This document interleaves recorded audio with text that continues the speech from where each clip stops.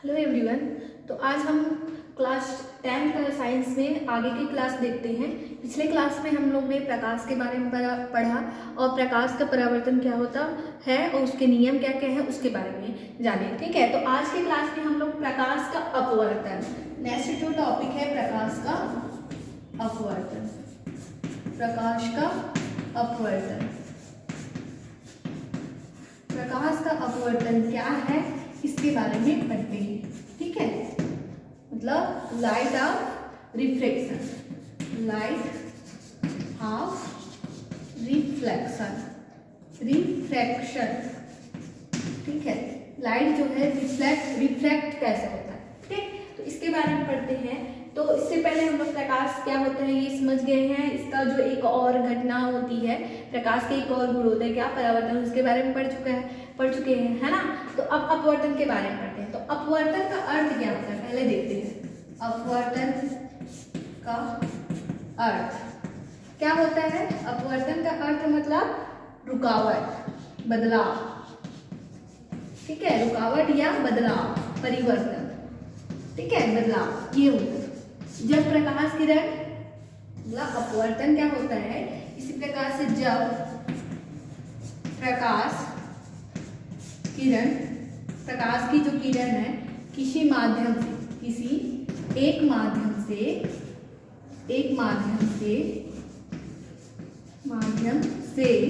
दूसरे माध्यम में क्या करती है, प्रवेश, दूसरे माध्यम में प्रवेश करती है। ठीक है, दूसरे माध्यम में प्रवेश करती है तो वह अपने मार्ग से क्या हो जाता है, अपने मार्ग से एक माध्यम से दूसरे माध्यम में प्रवेश करती है तो वह अपने मार्ग से क्या हो जाती है, विचलित हो जाती है ना। क्या हो जाती है, विचलित हो जाती है।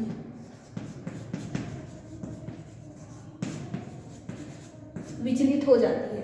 ठीक है, तो ये जो है उसके रास्ते में क्या आता है, रुकावट या फिर बदलाव आ जाता है। ठीक है, मतलब यहाँ पे जो है परिवर्तित, रुकावट के अलावा हम लोग इसको परिवर्तन कह सकते हैं, है ना। परिवर्तन, रास्ते में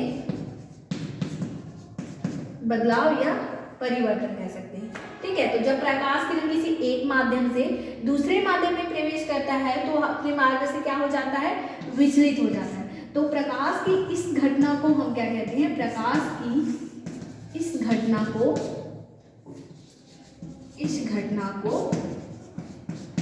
प्रकाश का अपवर्तन कहते हैं। प्रकाश का अपवर्तन कहते हैं। जैसे फॉर एग्जाम्पल देखते हैं, हमारे पास है, मान लो एक बर्तन है। ठीक है, हमारे पास कांच की एक बर्तन है जो आता दिखाई दे, है ना। अब यहाँ पे एक सिक्का डालते हैं, पहले कुछ नहीं है, खाली है बर्तन। अब यहाँ पे एक सिक्का डाल देते हैं। क्या डालते हैं, सिक्का डाल देते हैं। ठीक है, अब ये यहाँ से हम लोग देख रहे हैं। ठीक है, यहाँ से हम इसको देख रहे हैं। ठीक, तो ये हमें कैसे दिखाई देगा, नीचे ही दिखाई देगा, एक ही यहीं पे दिखाई देगा, है ना। अब क्या करते हैं, यहाँ से हम क्या करते हैं, यहाँ पे पानी आधा भर देते हैं। इस बर्तन में हम लोग क्या करते हैं, पानी यहाँ तक भर देते हैं। ठीक है, तो ये क्या होगा, हमें ये जो सिक्का है ये हमें यहाँ पे थोड़ा ऊपर में हमें दिखाई देगा, ऊपर में उठा हुआ दिखाई देगा। ठीक है, ये क्या दिखाई देगा, हमें ऊपर उठा हुआ दिखाई देगा। ठीक है, ये जो है ये उठा हुआ दिखाई देगा। तो ये ट्राई करके देखना, एक कांच का ग्लास लेना या फिर कांच की कोई भी बर्तन, वहां पे पहले सिक्का को रखना। ठीक है, उसके बाद उसको देखना कि कांच की तली में ही वो दिखाई देगा जब पानी हम लोग वहां पे नहीं डालते। ठीक है, और जैसे ही हम लोग वहां पे पानी आधा थोड़ा भर लेते हैं बर्तन को, तो वहां पर देखते हैं कि जो सिक्का है, ठीक है, ट्राई करके ये जरूर देखना, सिक्का जो है ऊपर उठा हुआ दिखाई देता है। ठीक है, उठा हुआ दिखाई देता है। देखो ये क्यों होता है, क्योंकि यहाँ पे माध्यम देखो, ये पानी है, पहले क्या था, ये हवा है ना, वायु, ये ऊपर जो है वायु है, ये क्या है, पानी है ना। तो जब प्रकाश की किरण हवा से कहाँ जाता है, पानी में जाता है, तो क्या होता है, मतलब दो माध्यम हो गया, एक माध्यम से दूसरे माध्यम में गया, मतलब ये विरल माध्यम हो गया। ठीक है, इसको हम माध्यम का नाम देते हैं। माध्यम दो टाइप्स को होते हैं, विरल और सघन। ठीक है, तो माध्यम ये विरल माध्यम है ये क्या है, सघन माध्यम, सघन माध्यम। ठीक है, तो इस प्रकार से जब हमारे पास वायु से जो प्रकाश की किरण कहाँ पे जाती है, पानी पर जाती है, तो अपने मार्ग से विचलित हो जाती है, मतलब यहाँ पे प्रकाश का अपवर्तन होता है। प्रकाश के अपवर्तन के कारण ही हमें जो बर्तन में तली में जो सिक्का रहता है वो ऊपर उठा हुआ दिखाई देता है। ठीक है, ये इस प्रकार से हमें दिखाई देता है। तो इस प्रकार से हम अपवर्तन की परिभाषा इस प्रकार से भी दे सकते हैं कि जब प्रकाश की किरण एक विरल माध्यम से सघन माध्यम में प्रवेश करती है तो वह अपने मार्ग से क्या हो जाता है, विचलित हो जाता है। अब देखो विरल माध्यम मतलब ये क्या है, वहां पे जो कण होते हैं, हवा के जो कण होते हैं, ठीक है, इसके जो कण होते हैं पास पास होते हैं। ठीक है, क्या होते हैं, पास पास होते हैं। और यहाँ पे जो प्रकाश की चाल है, किसकी चाल, प्रकाश की जो चाल है बहुत ज्यादा होती है, अधिक होती है, प्रकाश की चाल अधिक होती है। ठीक है, विरल माध्यम में प्रकाश की चाल अधिक होती है, वैसे ही सघन माध्यम में क्या होता है, कण जो है दूर दूर होते हैं। क्या होते हैं, दूर दूर। ठीक है, कण जो है दूर दूर होते हैं, जिसके कारण प्रकाश की चाल क्या होती है, कम होती है। यहाँ पे जो है प्रकाश की चाल कम होती है, चाल जो है स्पीड, उसकी स्पीड क्या हो जाती है, कम हो जाती है। इस प्रकार से अपवर्तन जो है, प्रकाश का अपवर्तन क्या होता है, प्रकाश का अपवर्तन, अपवर्तन का अर्थ होता है रास्ते में परिवर्तन या बदलाव। ठीक है, जब प्रकाश की किरण किसी माध्यम से, मतलब एक माध्यम से दूसरे माध्यम में या फिर विरल माध्यम से सघन माध्यम में प्रवेश करती है तो वह अपने मार्ग से क्या हो जाता है, विचलित हो जाता है। ठीक है, तो प्रकाश की इस घटना को हम क्या कहते हैं, प्रकाश का अपवर्तन, लाइट ऑफ रिफ्लेक्शन। ठीक है, तो इसका उदाहरण ये सिक्का वाला है जो हमें तली में रहता है लेकिन ऊपर उठा हुआ दिखाई देता है।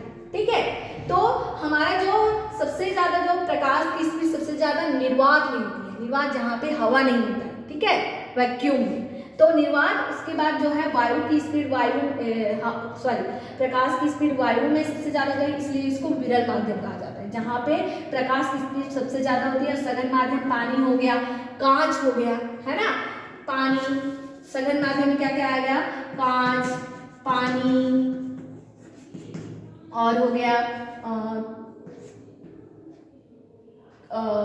हीरा, रेत, है ना, ये सब जो है प्रकाश का अपवर्तन होता है। ठीक है, ये सब जो है हमारा उदाहरण है जो सघन माध्यम है। ठीक है, कोई भी, लेकिन ये बात है कि प्रकाश को कोई माध्यम की आवश्यकता नहीं पड़ती है, लेकिन हमें देखने के लिए कोई भी चीज पर पड़ता है, तब वो जो रिफ्लेक्ट होकर हमारे पास आता है। ठीक है, तब हम कोई भी चीज देख सकते हैं। तो ये हो गया प्रकाश का अपवर्तन। और इसमें जो है प्रकाश का अपवर्तन में इसके भी दो नियम हैं, मतलब ये जो प्रकाश का अपवर्तन दो ऐसे नियमों पर आधारित है जो बहुत ही इसके लिए इम्पोर्टेंट है। ठीक है, तो इसके जो अपवर्तन के जो नियम है देखते हैं, दो हैं। पहला तो वही है सेम परावर्तन का नियम, फर्स्ट वाला जो नियम है ना। ये देखो प्रकाश का अपवर्तन कैसे होता है, देखो चित्र में देखते हैं। ये हमारा समतल पृष्ठ है, यहाँ पे कौन सा माध्यम है, मान लो पानी, यहाँ पे क्या माध्यम है, पानी।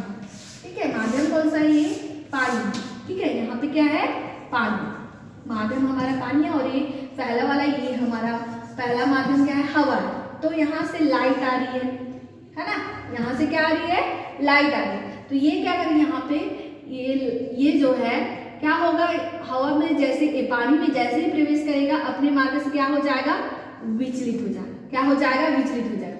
मतलब यहाँ पे एक लंब खींच लेते हैं, कौन सा, इस प्रकार से। ठीक है, तो ये हमारा आपतित किरण है, क्या है, आपतित किरण। और ये अपवर्तित किरण, क्या है, अपवर्तित किरण। ठीक है, ये क्या है, अपवर्तित किरण। इसको ओ नाम दे देते हैं, ये पी हो गया, ये आर हो गया, और ये एन।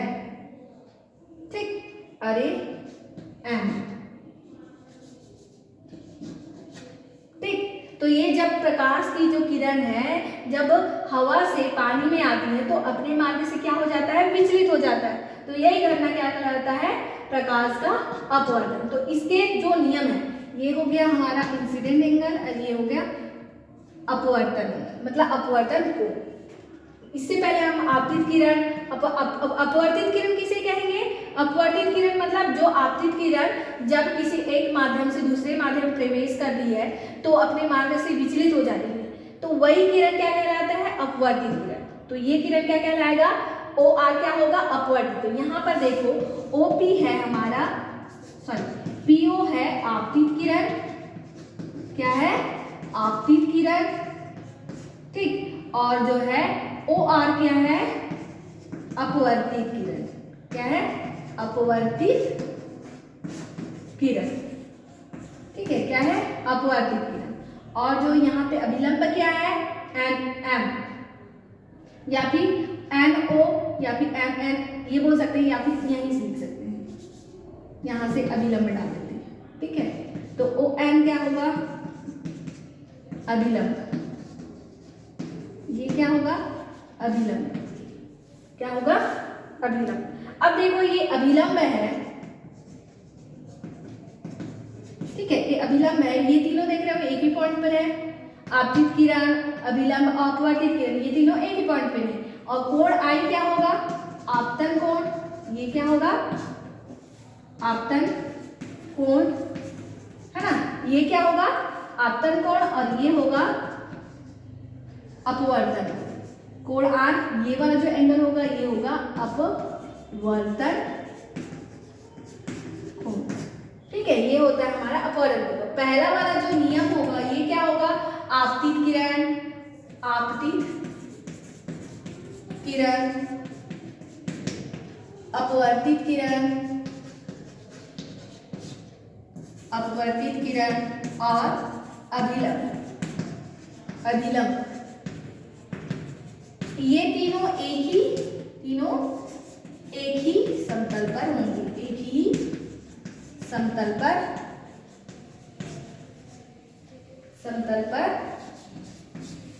स्थित होंगे, ठीक है। अब सेकंड देखते हैं। सेकंड, तो यहाँ पर देखते हैं कि सेकंड वाला जो क्या होता है, अपवर्तन के नियम में सेकंड वाला है प्रकाश, मतलब प्रकाश के निश्चित रंग बहुत से कलर से मिलकर बना होता है प्रकाश जो है ना।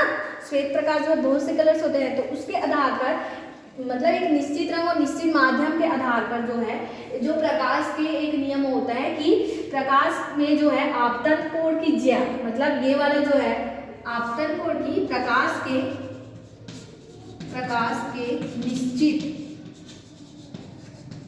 रंग एवं निश्चित माध्यम के आधार पर, निश्चित माध्यम कौन सा? पानी, कांच या हवा, वैक्यूम, है ना। ये सब के आधार पर, माध्यम के आधार पर आपतन कोण की ज्या, आपतन कोण की ज्या में साइन, आपतन कोण की ज्या और अपवर्तन कोण की ज्या, अपवर्तन कोण की ज्या साइन, इन दोनों अपवर्तन कोण की ज्या और आपतन कोण की ज्या और अपवर्तन कोण की ज्या के अनुपात एक स्थिरांक होता है, इन दोनों का अनुपात एक क्या होता है? स्थिर होता है, मतलब स्थिरांक होता है, स्थिरांक के बराबर होता है। मतलब दोनों की ज्या क्या होती है? स्थिर होती है ना। दोनों का जो अनुपात होता है एक स्थिरांक के बराबर होता है, मतलब स्थिर होता है। अर्थात क्या होगा? अर्थात sine I upon sine R ये होता है स्थिरांक के, एक स्थिरांक के बराबर, ठीक है। तो और इसी को हम कहते हैं, इसे क्या नाम से जाना जाता है? इसे स्नेल के नियम से जाना जाता है। स्नेल के नियम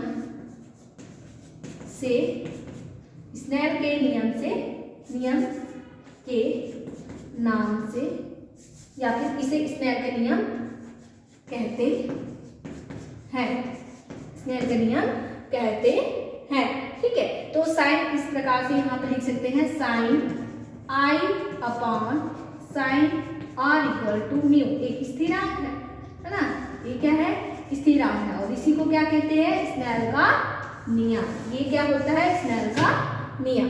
तो ये हो गया हमारा प्रकाश का अपवर्तन क्या होता है। ठीक है, ये समझ आ गया होगा आप लोग को, है ना। अब इसके बाद हम लोग नेक्स्ट टॉपिक देखते हैं, ये थोड़ा नोट कर लो, फिर आगे का हमारा टॉपिक रहेगा प्रकाश का पूर्ण आंतरिक परावर्तन। ये अपवर्तन हो गया, अब परावर्तन का पूर्ण आंतरिक परावर्तन देखते हैं।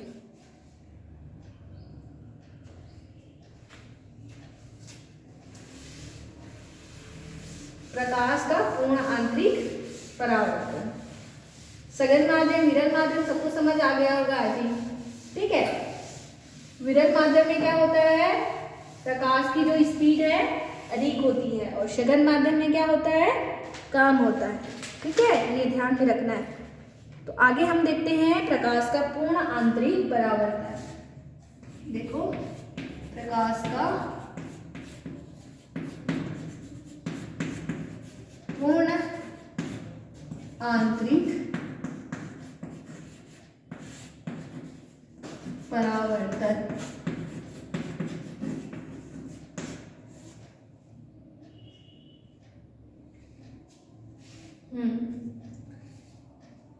Total internal reflection. ठीक है, मतलब total internal reflection of light. ठीक है, तो यहाँ पे इसका है टोटल इंटरनल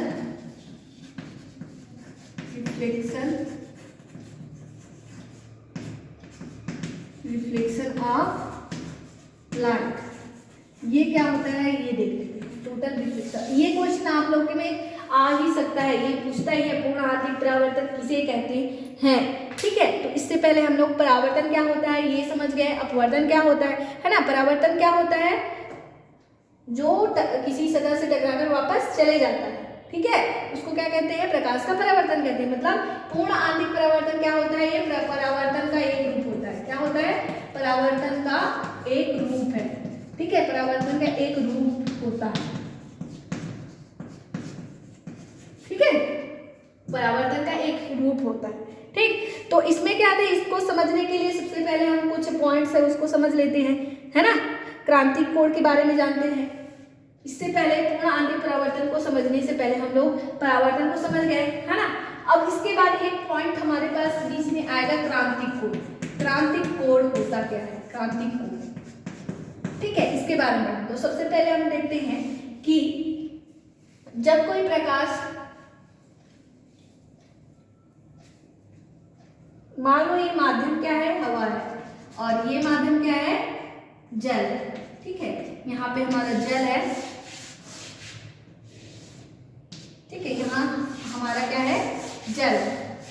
ठीक है, तो यहाँ से जो यहाँ से जो लाइट, ठीक, यहाँ से लाइट जो है विरल से क्या हो रहा है, सघन से विरल में जा रहा है। ठीक है, यहाँ से इंसिडेंट हो रहा है, तो यहाँ पे जो एंगल बनेगा वो क्या हो जाएगा, इस प्रकार से। ये हो गया हमारा क्या, अभिलंब। ये क्या हुआ हमारा, अभिलंब। तो ये क्या हो जाएगा, ये दूर हट जाएगा, है ना। अभिलंब से दूर की वो हट जाएगा। तो ये हमारा कौन सा एंगल है, इंसिडेंट एंगल आई, और ये कौन सा है, परावर्तन। कौन सा है, अपवर्तन, सॉरी।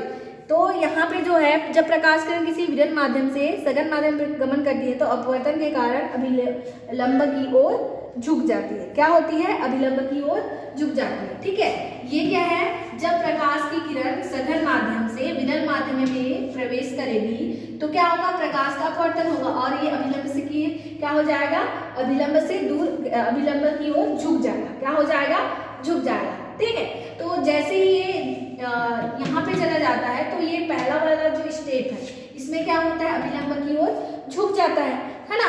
सेकंड किसके कारण होता है, ये प्रकाश के अपवर्तन के कारण।